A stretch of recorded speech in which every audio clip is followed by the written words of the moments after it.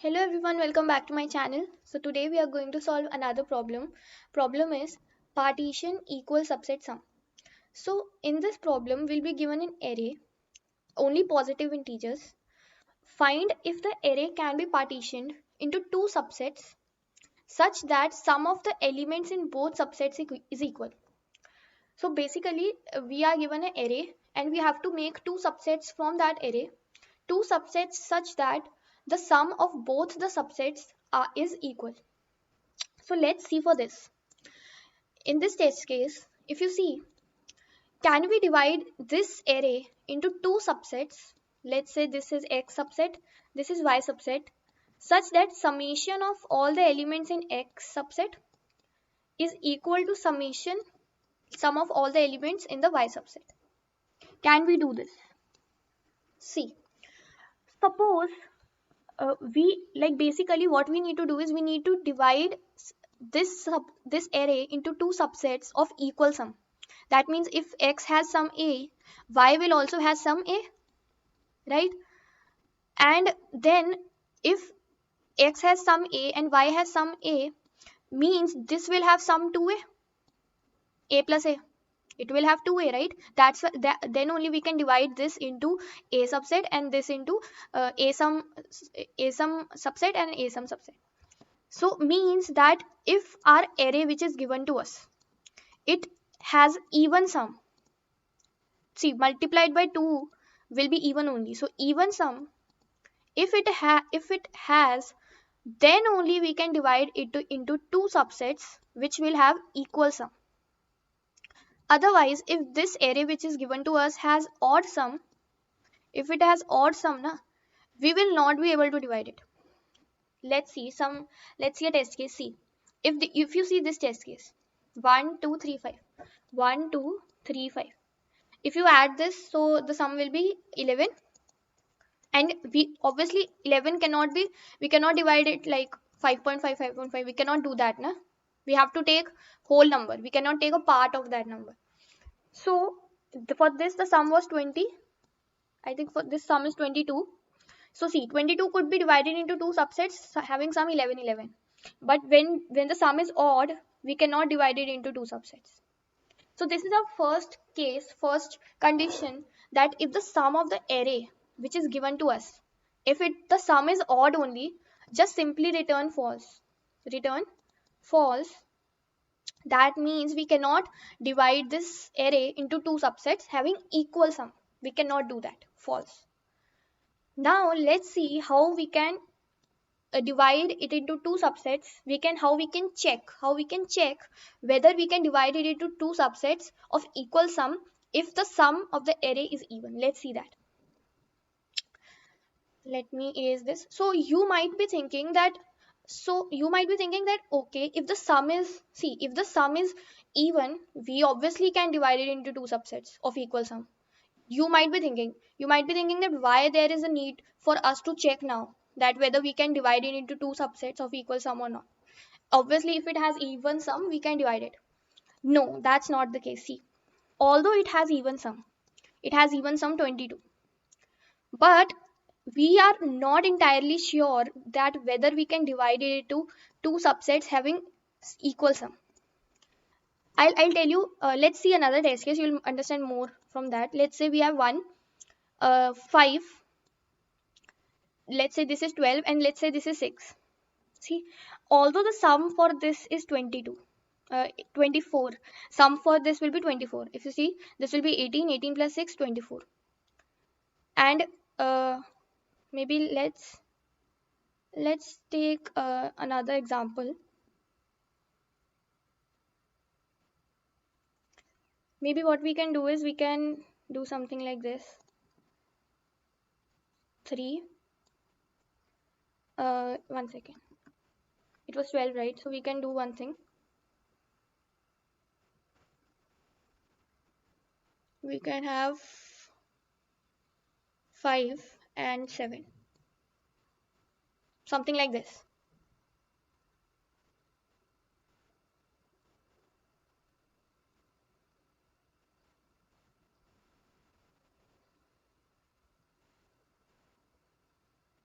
Let's take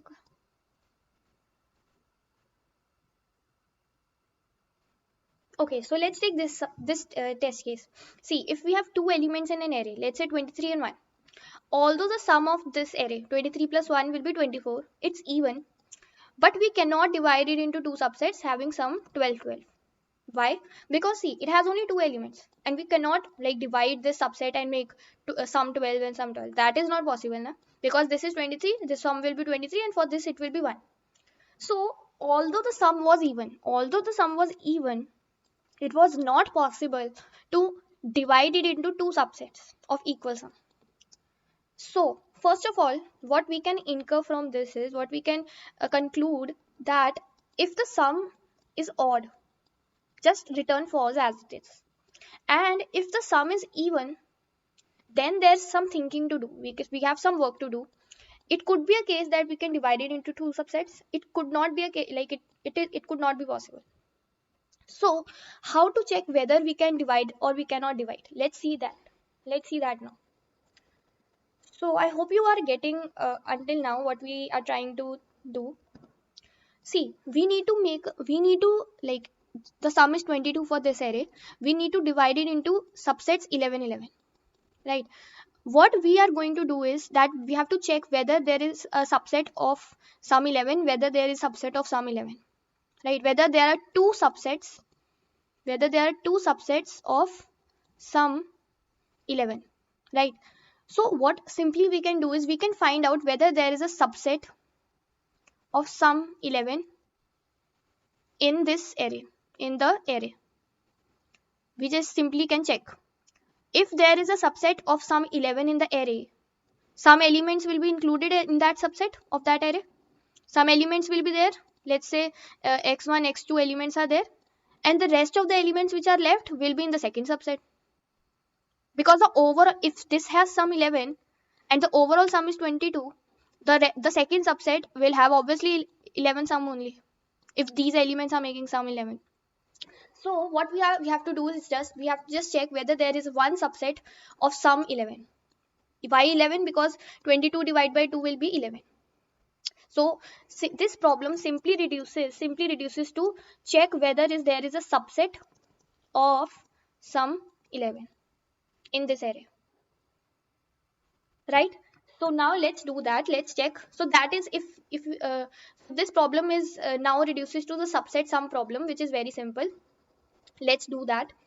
So see, this in this array there are two subsets of sum 11. One is 1, 5, 5, and other subset is 11 only. So see, there are two subsets of sum 11. This has sum 11, this has sum 11. So if you see closely that in this subset there is no 11. We do not included this 11 element in this subset, but we included this 11 in this subset. So for every element in the array, there are cases whether we should include that element in the subset or we should not include that element in the subset. So when we have two choices so then we think of recursion. So simply we are using recursion here. Let's make the recursive tree. Let's start making the recursive tree. So see, we'll start from 1. We can either include this one or we do not include it. Currently our sum, initially we want to have sum 11. Let's take sum 11 initially. And if we include this one, so our subset will have 1, and the rest of the sum which we need to find out will be 11 minus 1, 10. Now we need to find elements which will make sum 10, and the rest of the array will go in the recursive call. 5, 11, 5. If we do not include this one, then empty subset right now will be empty because we do not included 1, and the sum also will remain 11 only because we do not included 1, so sum will not decrease, and the rest of the array will go as it is, 5, 11, 5. Similarly, let's expand this thing. So then, like right now our we are iterating on the array, right? So I will be at 0 index for this one. Then when this recursive call will be there, then I will become 1 for this, right? I here is 1. So now we have again two choices, whether to include 5, whether do not include 5 in our subset, right? If we see, if we include 5, so subset will become 1 comma 5, and our sum which we now need to find will become 10 minus 5, 5. Now this sum we need to find. So rest of the array will go as it is, 11 comma 5. Otherwise, if we do not include this 5, this in 5, then this sum will come as it is. Nothing will be eliminated because we do not include it 5. So the subset also will come as it is, 1. And the rest of the array, 11 comma 5, will go. Now here I will become 2 because we are now checking for the second index. This is our indexing, right? 0 1 2 3. Then I here also will become 2. Now let's see for this one, because we will be getting answer from this one. So let's see this part. Now if we do not include 11, for this here we can have, for this 11 we we'll go here. Over here, if we do not, we can include 11, we do not include it, right? Let me do one thing. Yeah. So whether we can include 11, if we include 11, so our subset will become 1 comma 5 comma 11, and our sum will become, since we included 11, so sum left will be 5 minus 11, which is going in negative. This is going in negative, so just return, because sum cannot be negative, right? Then now if we do not include 11, so our subset will come as it is, 1 comma 5, and the sum will also come as it is, which is 5, this 5, and the rest of the array will pass. Now if for this we have two choices, whether we can include it, whether we do not include it, right? So if we include this 5, in this subset, we'll get 1 comma 5 was earlier there, and then this 5 is also included, so it will become this, and the sum which we are finding, which we need to find now, will be 5 minus this element 5, 0, and the rest of the array is empty, nothing is there after 5, so it will be empty. So see, now we got sum 0, means we found a subset which has a sum 11.